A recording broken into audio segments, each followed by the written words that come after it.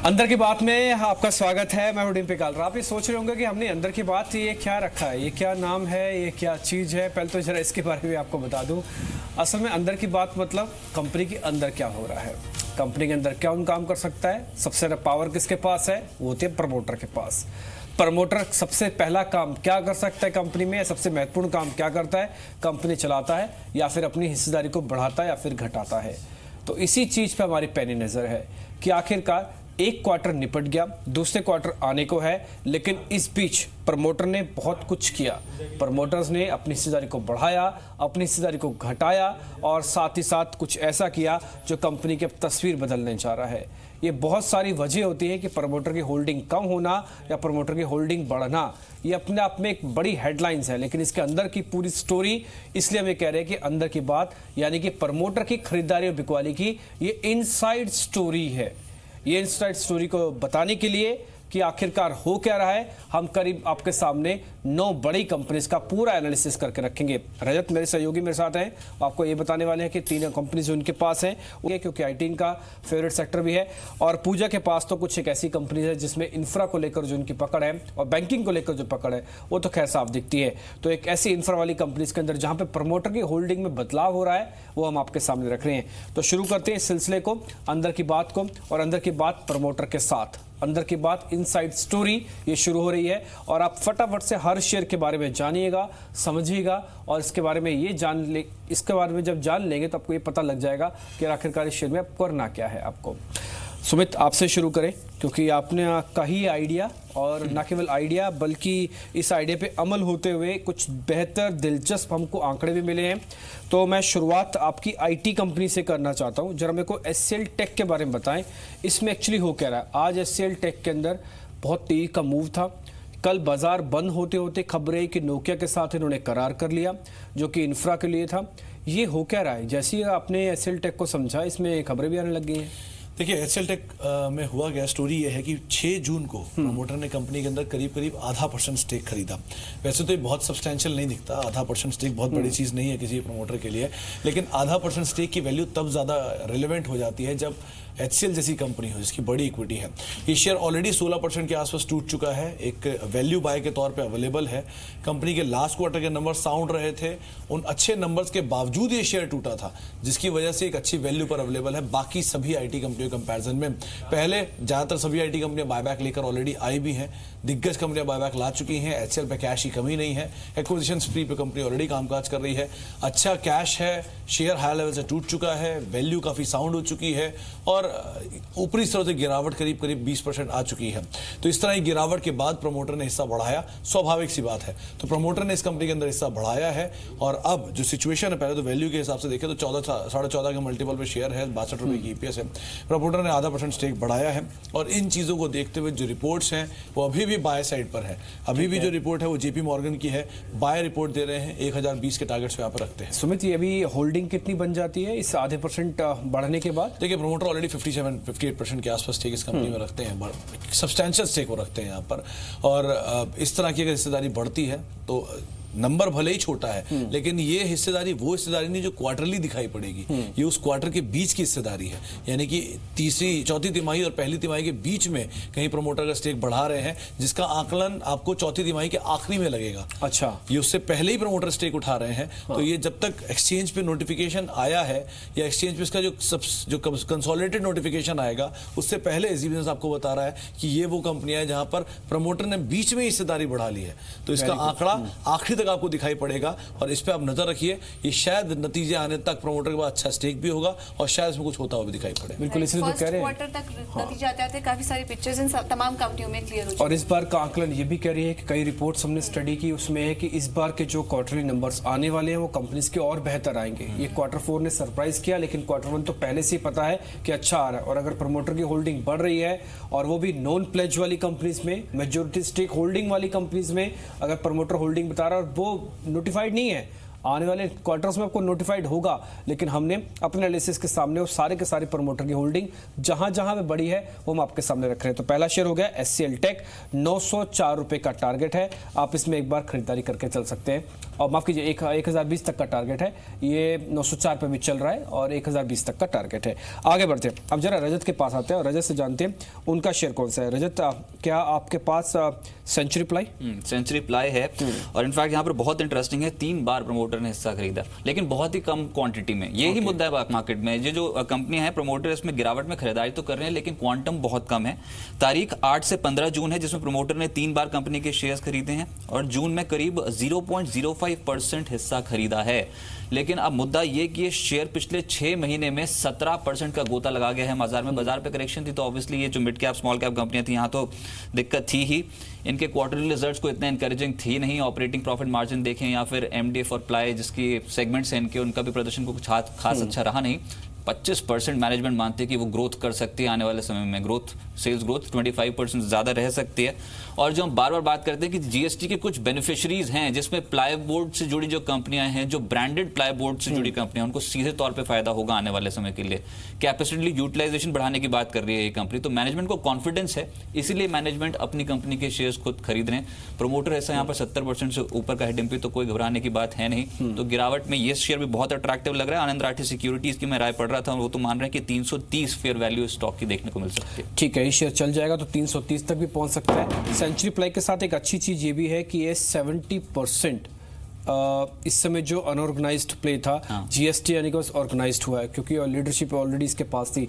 एक और इंपॉर्टेंट बात जो सेंचुरी प्लाई में नोटिस करने वाली है कि इसके पास अब ऑलरेडी शेयर के प्राइस के हिसाब से कमजोर बेस हो गया है। अगर आप क्वार्टर टू क्वार्टर कंपेयर करेंगे या फिर हाफ ईयरली भी कंपेयर करेंगे, जो रजत बता रहे हैं करीब 17% पिछले 6 महीने में टूटा है, तो आपको शेयर वैसे भी बेहतर नंबर आने के बेसिस पर बेस कमजोर होने का फायदा मिलेगा। प्रमोटर की होल्डिंग बढ़ना, बेस कमजोर होना, ऑर्गेनाइज्ड प्लेयर का सबसे बड़ा बेनिफिशियरी होना, ये सेंचुरी प्लाई को जा सकता है। लेकिन एक मैक्रो लेवल की बात और भी इसके साथ जुड़ी हुई है रजत, वो शायद ये भी है कि जब आप 7.7% की ग्रोथ की बात बोल रहे हैं तो अप्लाई वाली कंपनीज को भूल नहीं सकते। ये एक मेजोरिटी एक्सपेंशन जब होता है तो उसके अंदर इन कंपनीज का बहुत बड़ा योगदान है, सेंचुरी प्लाई उसमें से एक होगी। खैर, ये सारी कंपनीज के अंदर जो होल्डिंग बढ़ रही है ये कहीं नोटिफाइड हुई नहीं मिलेगी, आने वाले दिनों में दिखेगी, लेकिन हम आपको पहले ही बता रहे हैं कि इस कंपनीज के साथ क्या होने वाला है। अब आते हैं पूजा के पास। पूजा, इंफ्रा वाली companies, GMR infra. GMR infra, यहाँ पर भी फ्यूचर प्रोस्पेक्ट्स बहुत स्ट्रांग नजर आ रहे हैं कंपनी के। अगर यहाँ चौथी तिमाही की भी बात करें तो कंपनी के जो लॉस थे, अगर पिछले साल से कंपेयर करें, करीब 2400 करोड़ का लॉस किया था और इस तिमाही जो नतीजे आए हैं कंपनी के 800 करोड़ के आसपास का लॉस, तो लॉस में कमी आई है। और अगर कंसोलिडेटेड लेवल्स पे भी बात करें तो नंबर्स अच्छे हैं। अगर जून में प्रमोटर की खरीदारी की बात करें तो 3 करोड़ के शेयर्स जून में खरीदे हैं और इस स्टॉक में भी गिरावट आई और उसी गिरावट में प्रमोटर ने भी अपना स्टेक बढ़ा दिया है, करीब 3 करोड़ के शेयर्स खरीदे हैं। एनकरेजिंग बात यहाँ पर जो हम आपको बता रहे हैं वो ये है कि पिछले 3 सालों में कंपनी ने 55% अपने कर्ज का भुगतान कर दिया है। और आगे की जो प्रोस्पेक्ट की हम बात कर रहे हैं, जिस तरीके से इंडियन एयरपोर्ट सेक्टर को लेकर एनकरेजिंग साइंस मिल रहे हैं, बढ़ावा देने की बात की जा रही है, उसका सबसे बड़ा बेनिफिशियरी जीएमआर इंफ्रा को माना जा रहा है क्योंकि कंपनी का दिल्ली एयरपोर्ट में, हैदराबाद एयरपोर्ट में जिस तरह का प्रदर्शन है, पैसेंजर ट्रैफिक वहां पर जिस तरीके से आ रहे हैं, उसका सीधा सीधा फायदा जीएमआर इंफ्रा को मिल रहा है। एक और चीज ये है, कंपनी के एयरपोर्ट कारोबार का आईपीओ लाने की भी बात चल रही थी जो कि अभी फिलहाल डिले हो रही है, लेकिन जैसे ही वो आईपीओ भी आता है उसको लेकर कुछ अपडेट्स यहाँ पर आती हैं तो वो भी बड़ा वैल्यू अनलॉकिंग होगा कंपनी के लिए। तो जीएमआर इंफ्रा पर भी बाय रिपोर्ट्स आ रही हैं काफी सारी। आईडीबीआई कैपिटल के रिपोर्ट्स को हमने लिया है और यहाँ पर ये खरीदारी की राय दे रहे हैं और इनका मानना है कि 32 के लेवल्स देखने को मिल सकते हैं। इस वक्त करीब 16-17 के आसपास ये शेयर ट्रेड कर रहा है, 32 के लेवल्स देखने को मिल सकते हैं। इंफ्रा वैसे आपको पता है कि थीम है, दूसरा उसमें अगर एविएशन में कंपनी काम करे तो और बेहतर है। अब जो उड़ान स्कीम सरकार ने लॉन्च की है इसका भी बड़ा बेनिफिशियरी है क्योंकि धीरे धीरे करके जो रीजनल कनेक्टिविटी को सरकार बढ़ाना चाहती है उसका भी बड़ा बेनिफिशियरी है। खैर, इन्होंने ऐसे ऐसे एयरपोर्ट बनाए हैं जिसका कि ग्लोबल आज बड़ा नाम है और इसलिए ग्लोबल ऑर्डर्स के लिए बड़ी दावेदार है। और ना सिर्फ एरो कारोबार में, इनका जो नॉन एरो कारोबार भी है, जो भी कुछ प्लान्स हैं इनके पास, काफी अच्छा प्रदर्शन कर रहे हैं क्योंकि इनको वहां पे जिस तरह के चेंजेस हो रहे हैं, डेवलपमेंट हो रहा है, उसका भी फायदा मिल रहा है पीएलएफ के फ्रंट पर, इंटरेस्ट कॉस्ट के फ्रंट पर। तो दोनों ही कारोबार, दोनों ही सेगमेंट इनके अच्छा प्रदर्शन कर रहे हैं। और एक और इम्पॉर्टेंट चीज़ कि अगर पिछले 2 साल 3 साल में कंपनी नहीं चली है तो ये कंपनियां अमूमन कर्ज में डूबी होती हैं, लेकिन 3 साल में ही कंपनी ने अपने कर्ज को 55% से घटाया है। ये अंदर की बात है, इसलिए अंदर की बात के अंदर आपको सारे शेयर रख रहे हैं। इसमें रीजनिंग जेनरिक नहीं है, इसमें रीजनिंग वो है जो अंदर की बात है, जो मोटा मोटी इसके प्राइस में आपको नहीं दिखेगी, लेकिन अंदर की बात ये कहती है कि इसके प्राइस में कहीं ना कहीं मूव आपको जरूर दिखेगा। 32 रुपए का टारगेट GMR इंफ्रा के अंदर। सुमित के पास वापस चलते हैं। सुमित, आपका दूसरा शेयर कौन सा है? मेरे पास डिम्पी बजाज होल्डिंग है दूसरा नाम। बजाज होल्डिंग में भी प्रमोटर्स ने 15 से 19 जून के बीच में स्टेक बढ़ाया है, करीब 0.2% स्टेक बढ़ाया है। और ना केवल ये 15 से 19 जून के बीच में स्टेक बढ़ाया गया, बल्कि पिछले तिमाही में, पिछले 2 तिमाही के अंदर ही प्रमोटर लगातार स्टेक अपना कंपनी के अंदर बढ़ा रहे हैं। ये होल्डिंग कंपनी है बजाज ग्रुप की, तो ये अपने आप में जब बजाज होल्डिंग के अंदर ही प्रमोटर स्टेक बढ़ा है तो बाकी सब्सिडरीज की जो सिचुएशन है वो अपने आप ही आप समझ सकते हैं। कंपनी के पास स्ट्रॉन्ग मार्केट जो कैश है वो है, और साथ साथ इन्वेस्टमेंट वैल्यूज भी काफी साउंड है, करीब 65,000 करोड़ रुपए के आसपास की इन्वेस्टमेंट की वैल्यू, और जबकि मार्केट कैप ही कुल कंपनी की 32,000 करोड़ रुपए के आसपास की है। स्ट्रॉन्ग वैल्यू है, 10 रुपए के मल्टीपल में महज शेयर कामकाज कर रहा है, 286 रुपए की EPS है, यानी कि अभी के दाम के लिहाज से भी देखा जाए तो एक अच्छे मल्टीपल पे शेयर है, और फॉरवर्ड EPS के लिहाज से तो वैसे भी अच्छे आंकड़ों की उम्मीद लगाई जा रही है। जो रिपोर्ट है उसके लिहाज से MK की एक रिपोर्ट है, उनको लगता है 3400 रुपए तक की चाल भी शेयर में देखने को मिल सकती है। ठीक है, आप मेरे को ये बताएंगे बजाज होल्डिंग का कोर बिजनेस क्या है? देखिए, होल्डिंग कंपनी है बजाज ग्रुप की। जितनी भी बजाज ग्रुप की कंपनी है, चाहे बजाज ऑटो हो, बजाज की बाकी फिनसर्व हो, फिनेंस हो, उन सब की होल्डिंग को रखती है। इसीलिए इनकी जो इन्वेस्टमेंट है वो फिनेंस में है, और बाकी जो कंपनीज हैं उनके अंदर इनकी हिस्सेदारी है। उस हिस्सेदारी की ही वैल्यू सिर्फ 65,000 करोड़ रुपए की है, जबकि इस कंपनी की कुल मार्केट कैप ही 32,000 करोड़ रुपए है। इसलिए इनको रेवेन्यूज में वहीं से इतना इंटरेस्ट आता है, वहीं से इतने रॉयल्टी आती है कि इन्हें बाकी कुछ करने की जरूरत ही नहीं पड़ती। और रॉयल्टी और इंटरेस्ट के कॉस्ट के लिहाज से ही 286 रुपए की EPS है, यानी पर शेयर वैल्यू 286 रुपए है, और सिर्फ 10 के मल्टीपल पे शेयर है प्रेजेंटली। अगर फॉरवर्ड 10% की भी ग्रोथ आप लेके चलेंगे तो मल्टीपल 8 के आसपास आ जाएगा, जो कि बाजार में इस समय बहुत सस्ता मल्टीपल काउंट होता है। ठीक है, यानी कि अंदर की बात यह है कि ये सस्ता शेयर है। अंदर की बात इसके अंदर ये है कि बजाज की जो होल्डिंग कंपनी के तौर पर एक बेनिफिट मिलना चाहिए, इसके हक में जा रहा है। अंदर की बात यह है कि बजाज ग्रुप के कोई भी शेयर अगर चलेगा तो बजाज होल्डिंग बिना मेहनत के ही अपने आप चल सकता है, क्योंकि यह होल्डिंग कंपनी है।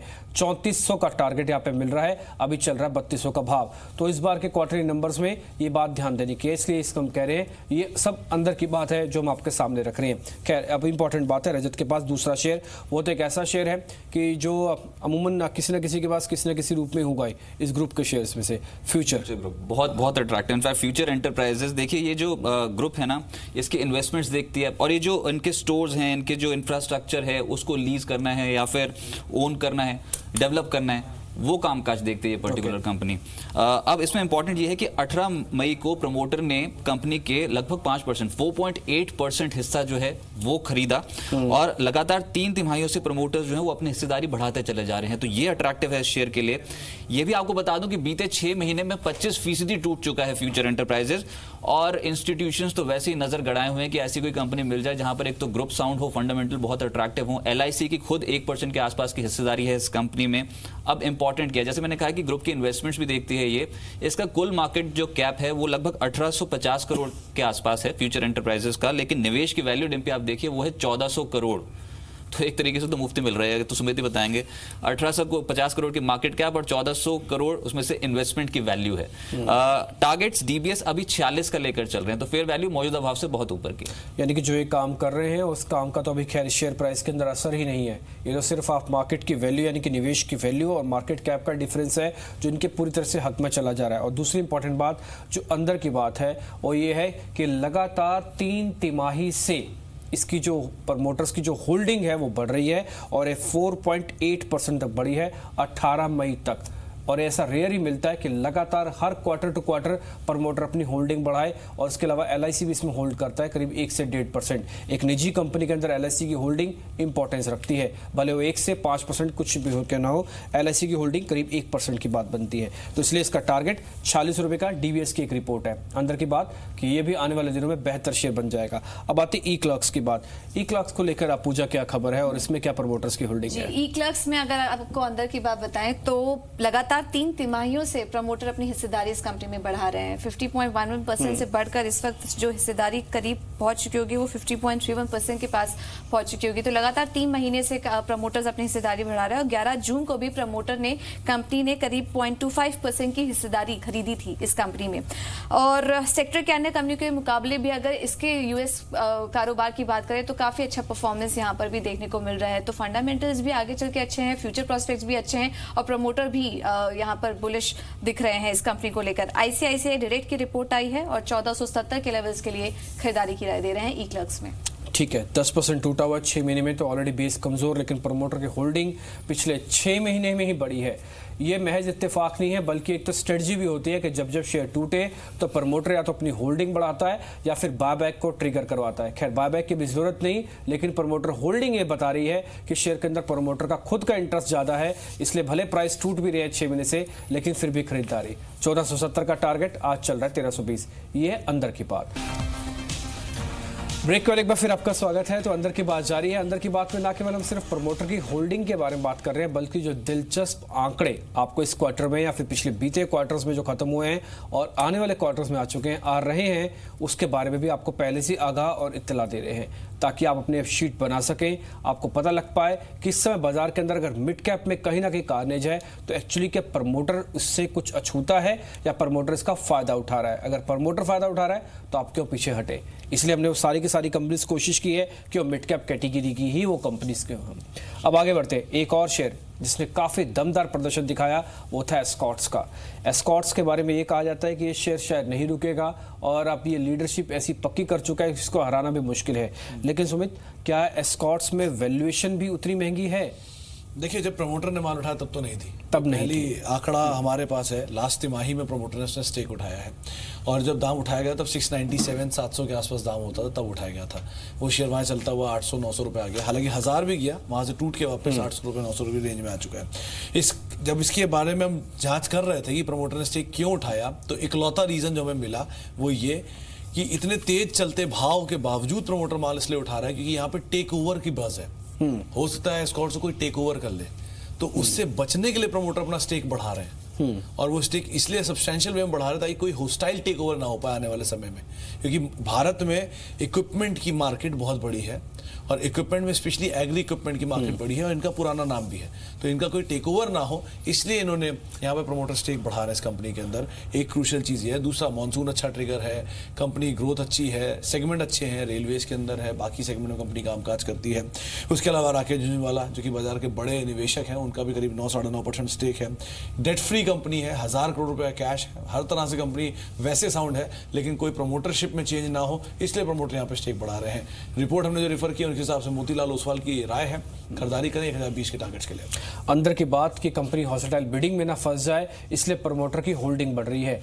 कैश अच्छा है, कंपनी का डेट नहीं है, राकेश झुंझुनवाला की 9% हिस्सेदारी है, सब कुछ कंपनी की ग्रोथ प्लान के अकॉर्डिंग ही चल रहा है। लेकिन फिर भी अंदर की बात यह है कि होल्डिंग प्रमोटर बढ़ाने की वजह ये हॉस्टाइल बिडिंग से बचना भी है, जो एक रिपोर्ट के तहत सुमित बता रहे हैं कि उनको जानकारी मिली। अब आगे बढ़ते हैं, जरा आप रजत से जानते हैं। रजत, आपके पास दूसरा शेयर। जी बिल्कुल, रियल्टी स्पेस है अजमेरा रियल्टी, बहुत इंटरेस्टिंग है। तो मैं बताता हूं आपको कि 31 मार्च को प्रमोटर ने 4.2% हिस्सा इस कंपनी में खरीदा। प्रमोटर हिस्सेदारी अब पहुंच गई 67.45%, तगड़ी हिस्सेदारी बढ़ी है। लेकिन बीते 6 महीने में दूसरी बार प्रमोटर अपना स्टेक जो बढ़ाते हुए नजर आए हैं और शेयर की वैल्यू घटी है। 6 महीने में शेयर 34% का गोता लगा के गया है बाजार में। अब इंपॉर्टेंट क्या है, देखिए FY18 का अगर आंकड़ा खंगाल के देखें तो उसमें 40% इनका डेट कम हुआ। मुंबई अहमदाबाद में कंपनी के प्रोजेक्ट्स रनिंग हैं, बहरीन में भी कंपनी के प्रोजेक्ट्स रनिंग है। लेकिन हाल फिलहाल की खबर ये थी कि बेंगलुरु, नॉर्थ बेंगलुरु में इलेक्ट्रॉनिक सिटी 2 में मेरे ख्याल से इन्होंने 5.5 एकड़ जमीन खरीदी है और उस पर प्रोजेक्ट शुरू होने वाला है। इस प्रोजेक्ट से जो आय एस्टिमेटेड है अगले 3 साल में वो लगभग 350 करोड़ की है। अब डिम्पी में रिजल्ट्स भी चेक कर रहा था, उसमें अगर पूरे पिछले फिस्कल का आप रेवेन्यू उठा के देखें तो वो 370 करोड़ के आसपास का ही बैठता है। तो यानी कि रेवेन्यू विजिबिलिटी तगड़ी हो गई, अगले 3 साल के लिए डबल हो जाएगी ऑलमोस्ट। इनफैक्ट डबल तो हो ही जाएगी। और इनफैक्ट ये भी देखिए आप कि पिछले 6 साल में अगर इनका प्रॉफिट ही देख लेंगे आप इस कंपनी का, तो वो 11 गुना बढ़ चुका है 6 साल में। तो रिजल्ट्स के हिसाब से अगर तिमाही दर तिमाही देखें, एनुअल देखें, तो कोई प्रॉब्लम है नहीं, और कोई भी डिप में प्रमोटर हो सकता है कि यहाँ पर और भी शेयर्स उठाते हुए नजर आए। लेकिन एमके की जो रिपोर्ट है वो 265 ये फेयर वैल्यू आंक रही है स्टॉक की, तो अजमेरा रियल्टी पे नजर रखी जा सकती है। ठीक है, इसमें अंदर की बात यह है कि लगातार 6 महीने से जो कंपनी टूट रही थी तो प्रमोटर हिस्सेदारी को बढ़ा रहा था, और इंपॉर्टेंट बात 67% होल्डिंग है, और जिस तरह की आप बता रहे हैं कि सेल्स के आंकड़े और आएंगे आगे चल के, ये अपने आप में बेहतर बन जाएगा। और एक अंदर की बात और है कि FY18 में कंपनी ने 40% कर्ज का भुगतान किया। बाजार को ऐसी कंपनीज बहुत पसंद है जिसमें प्रमोटर की होल्डिंग बढ़े, कर्ज कम हो जाए। अपूजा, सुप्रीम पेट्रो आपने कर्ज की बात की, इस कंपनी पर कोई कर्ज नहीं है। और कारोबार के अगर कारोबार के बारे में बताएं तो इंडस्ट्री प्रोडक्ट्स बनाती है, और सबसे ज्यादा जो इनका रेवेन्यू जनरेट होता है पॉलिएस्टर से जनरेट होता है, जो कि अक्सर फैब्रिक में हम देखते हैं इस्तेमाल होता है। अंदर की बात यहाँ पर यह है कि Q4 में प्रमोटर ने अपनी हिस्सेदारी 60.84% से बढ़ाकर 62% कर दी है। 62% प्रमोटर की हिस्सेदारी पहुंच चुकी है, और बीते 6 महीने में जो शेयर टूटा था, 24% तक टूटा था, उसी में प्रमोटर ने अपना स्टेक भी बढ़ा लिया है, उसी में प्रमोटर ने खरीदारी भी की है। तो 60% से बढ़कर लगभग अब जो हिस्सेदारी पहुंच चुकी है वो 62% पहुंच चुकी है। तो ये एक पॉजिटिव पॉइंट है कंपनी के लिए, और डेट फ्री तो है ही। और इसके अलावा कुछ वैल्यूएशंस की अगर बात करें तो पीयर्स के मुकाबले कंपनी का जो ROE भी है वो काफी स्ट्रांग है, और कुछ रिपोर्ट्स का ये भी कहना है कि अगर ये कुछ कर्ज ले भी लेती है तो आगे इनके प्रॉफिटेबिलिटी में, क्योंकि एक्सपेंशन प्लान्स भी है कंपनी के, तो आगे इनके प्रॉफिटेबिलिटी में ही मुनाफे में कंट्रीब्यूट करेगी। ठीक है, वैसे तो कर्ज नहीं है, अगर कर्ज लेने की नौबत आ भी जाए तो कारोबार को विस्तार के लिए, और जब तक विस्तार के लिए कर्ज है तब तक तो कोई दिक्कत है नहीं। अभी तक तो कंपनी डेट फ्री है। अंदर की बात यही है। लगातार कुछ बेहतर शेयर्स हमने आपके सामने रखे, उम्मीद करते हैं शेयर्स का आपको अच्छा बेनिफिट मिला होगा। तो हमारी कोशिश थी कि अंदर की बात में आपको सारी चीजें, उन सारे पहलुओं से अवगत कराएं जो इस मिड कैप की गिरावट के अंदर या इस ठहरे हुए मार्केट के अंदर आपका प्रमोटर होल्डिंग के तौर पर या फिर इसके अंदर जो और बातें हैं उसको लेकर आप पूरी तरह से एम्पावर्डमेंट हो पाए। फिलहाल इस कार्यक्रम से इतना ही। मेरे को और मेरे सहयोगियों को आप इजाजत दीजिए। नमस्कार।